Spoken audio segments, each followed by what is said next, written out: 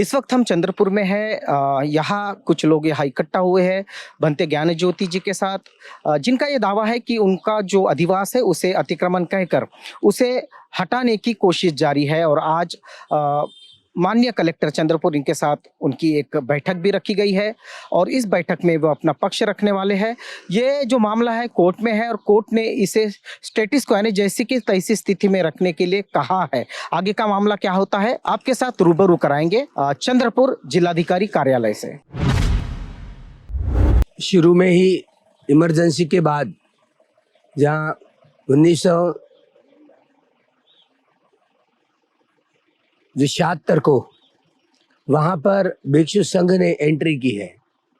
तब से रह रहे बूढ़े बूढ़े भिक्षु बहुत सारे आए गए, तो शुरू में कोई नहीं आता था।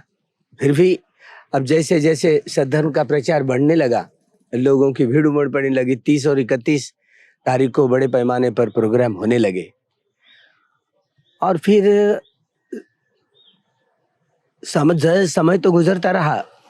फिर पहली बार ऐसे केसेस दायर की थी कि यहाँ पर आक्रमण किए तो उन्होंने नोटिस दी थी। हमने फाइन भी भरा था उस समय, एक झुग्गी या कुटिया बनाई थी, फाइन भी भरा था। उसके बावजूद भी पता नहीं, लेकिन 2003 साल में फिर जो कुटिया निर्माण कर रहे थे विहार, तो तभी फॉरेस्ट वाली मंडली आ गई और उन्होंने फिर वो अतिक्रमण करके वो सामान उठाया, जब्त किया। फिर केसेस चली, बहुत दिनों तक केसेस चली। केसेस के बाद में फिर से फॉरेस्ट वालों के नोटिस आने लगे। नोटिस आते रहे और हम निकालेंगे कहते रहे।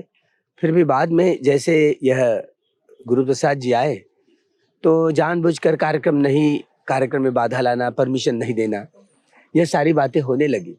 और यहाँ तक कि परमिशन निकालने के बाद भी वो सामान जब्त करने का सिलसिला शुरू हुआ, तो जानबूझकर तकलीफ देना प्रारंभ हुआ। तो हम सुने कि ये कुछ तो भी जानबूझकर तकलीफ देने वाली बात हो रही है।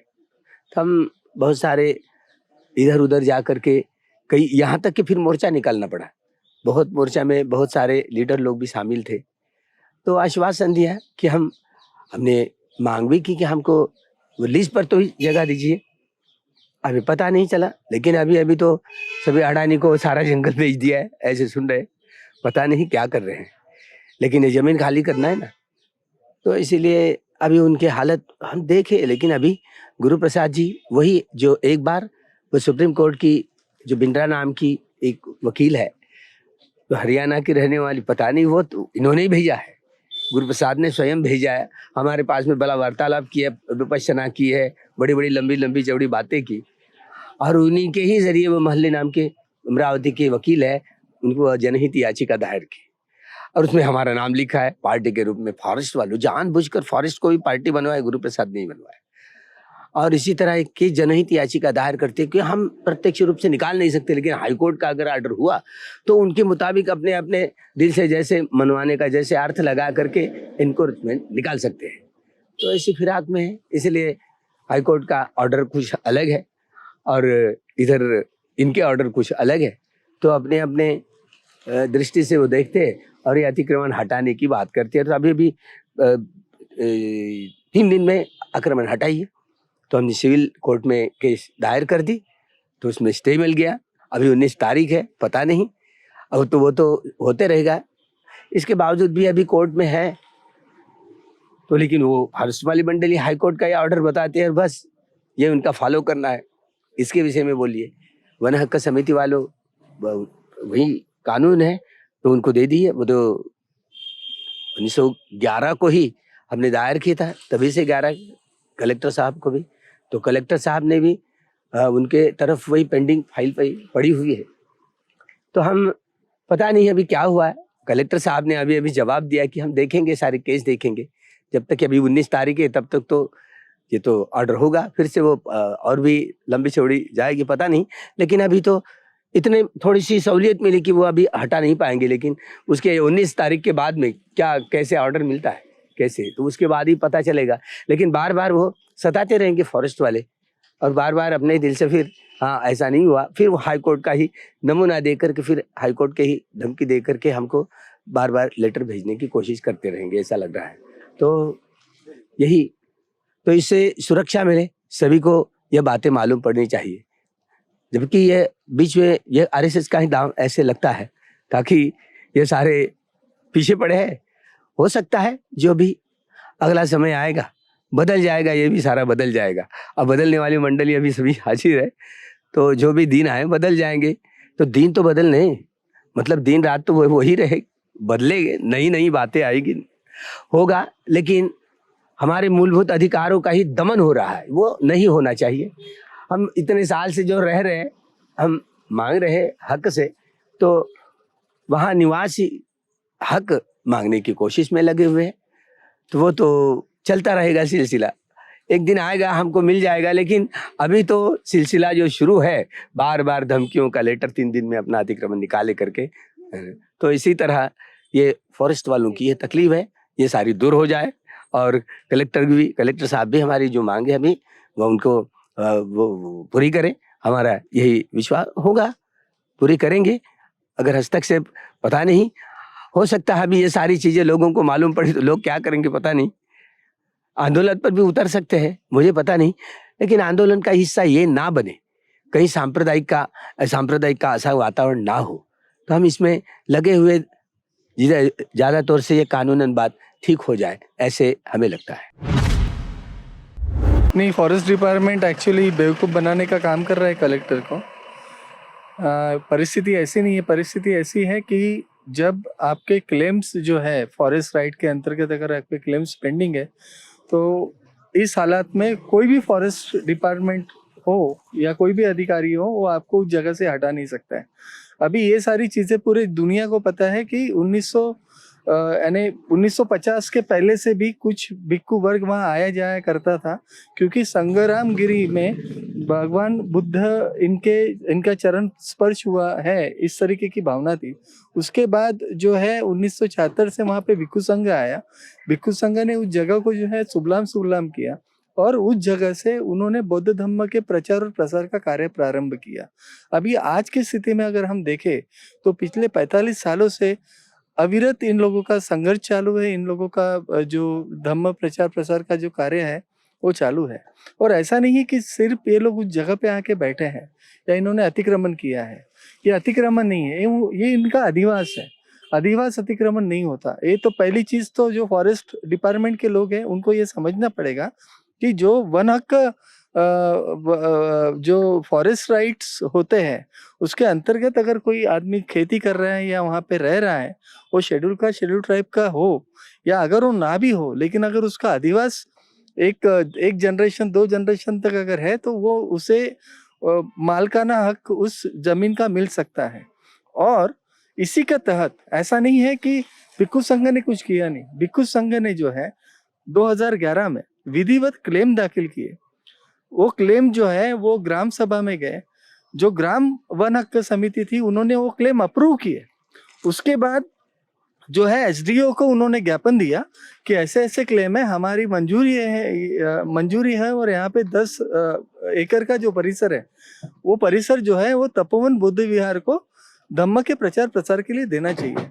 उसके बाद जो है ये जो पूरा मामला है अपील में गया।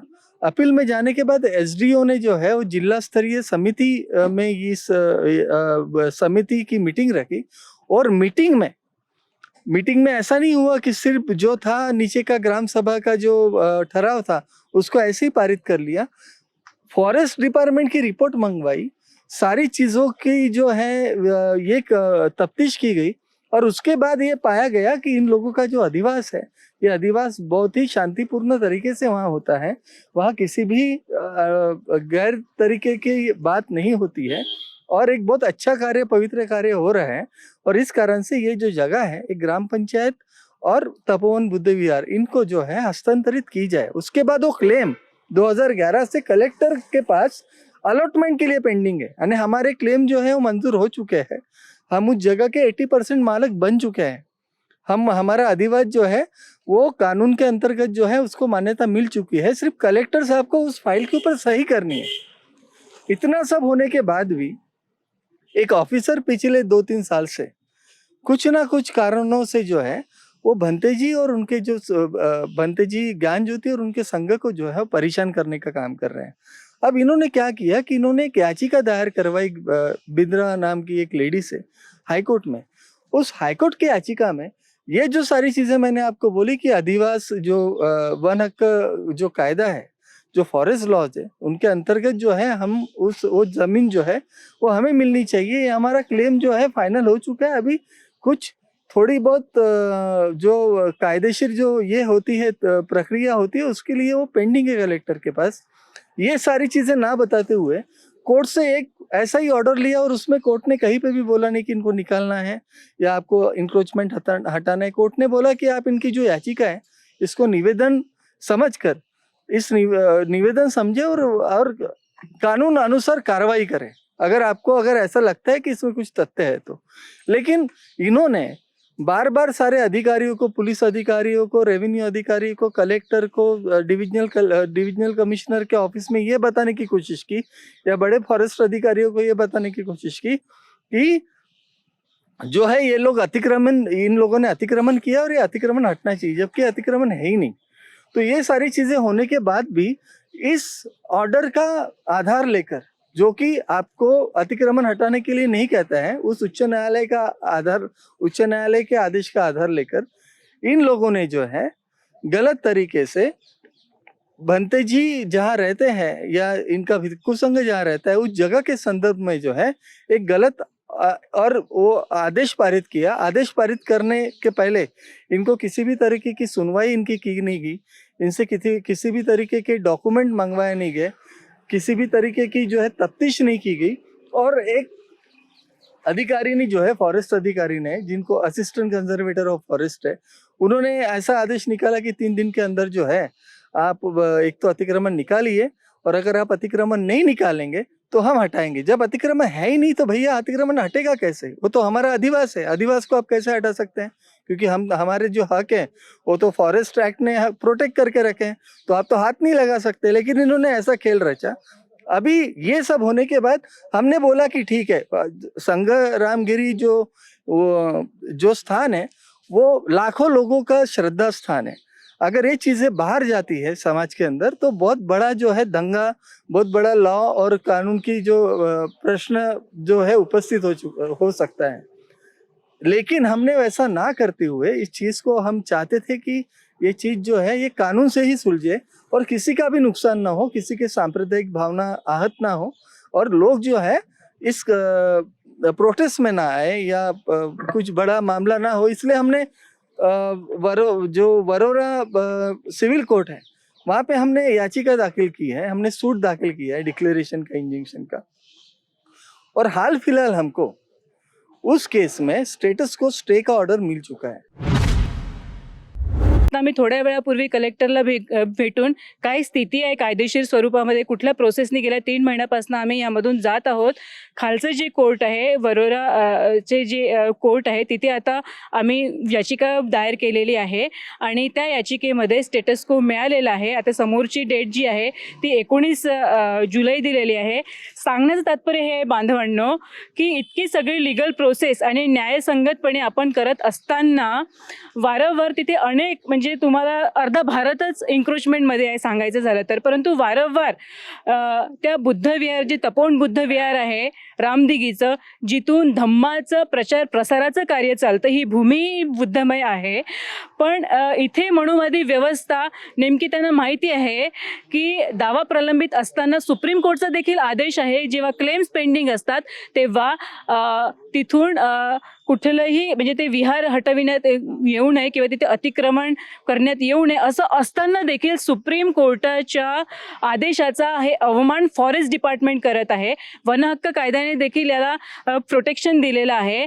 जेव्हा निकाली क्लेम्स काढायचे आहे तरी सुद्धा वारंवार तेथील फॉरेस्ट अधिकारी जो गुरुप्रसाद आहे, जो मनुवादी विचारसरणीचा आहे, तो वारंवार पूज्य भदंत, जे जगतविख्यात भंत जे आहे, त्यांना त्रास देऊन, संपूर्ण संघाला त्रास देऊन गेले गेले 2 वर्षापासनं त्यांची मानसिक पद्धतीने त्यांना त्रास देऊन वारंवार हे आम्ही हटवितो, 3 दिवसाच्या आतमध्ये तुमचं विहार हटवितो असं म्हणून तो वारंवार जी पोलीस यंत्रणा आहे यांच्यावरती देखील दबाव टाकत आहे. कलेक्टर यंत्रणेनं आमच्याकडून तुम्ही आदेश पारित करा अशा पद्धतीने सांगण्यात येत आहे. तर आम्ही जितकी काही लिगल प्रोसेस आहे त्या प्रोसेसच्या माध्यमातून जात आहोत. संघाराम गिरी चंद्रपुर ज़िले में आता है और वहाँ तपस्वी भंते जो है भंते ज्ञान ज्योति जी अपने भिक्खु संघ के साथ रहते हैं और यहाँ से बौद्ध धर्म का प्रचार और प्रसार होता है. ये जो पूरी भूमि है ये नाग भूमि है, इसको नाग भूमि कहा जाता है, चाहे भद्रावती हो, चाहे चंद्रपुर हो, चाहे नागपुर हो. और ये ऐतिहासिक भूमि है और बहुत सारे प्रमाण यहाँ मिलते हैं कि यहाँ स्वयं बुद्ध आए थे या बुद्ध के अनुयायी यहाँ आए थे और ये नागों की भूमि किसी काल में थी. और इस भूमि पर जो अधिवास है पिछले कई सालों से, उस अधिवास को कुछ फॉरेस्ट ऑफिसर जो है वो अतिक्रमण घोषित करने के पीछे लगे हैं और इसे घोषित करने के लिए उन्होंने माननीय कोर्ट को भी गुमराह किया है और वे माननीय जो कलेक्टर है चंद्रपुर के उन्हें भी धोखे में रख रहे हैं और स्थिति सामने नहीं आने दे रही है. इसके पीछे उनकी क्या मंशा है?